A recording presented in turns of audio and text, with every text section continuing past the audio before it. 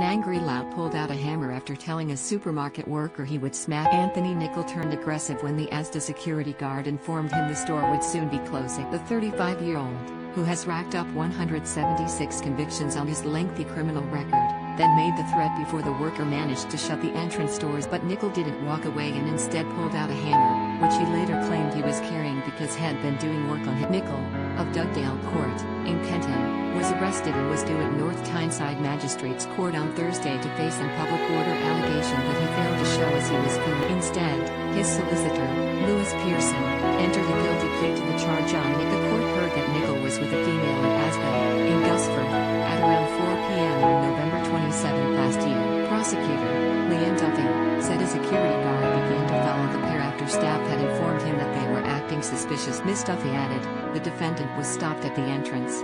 When told the store was closing, the female turned aggressive. The defendant then also became aggressive and said, "Let's go around the corner and I will smash your face." Once the doors were closed and locked and the defendant was on the outside, the defendant pulled out a metal object from his pocket. The police were called and the defendant was arrested and found to have a small hammer on his. In a statement, the victim said, "The incident made me fear I was going to get. Seeing the knife, which was actually a hammer, made me fear for my safety and that of other members of the security guard." The court heard that of Nichol's 176 past offences, 14 were for public order. Mr. Pearson said Nichol suffered with ADHD and often spoke in a threatening manner despite not meaning. He had a hammer, which he had been working on his shed with.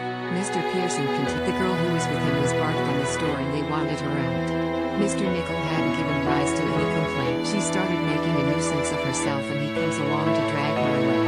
The comment he said, which was inappropriate, was said when the attention was drawn to him. Magistrates adjourned the case for the preparation of a pre-sentence report and Nichol was released on unconditional bail to next appear before the same court on March 6.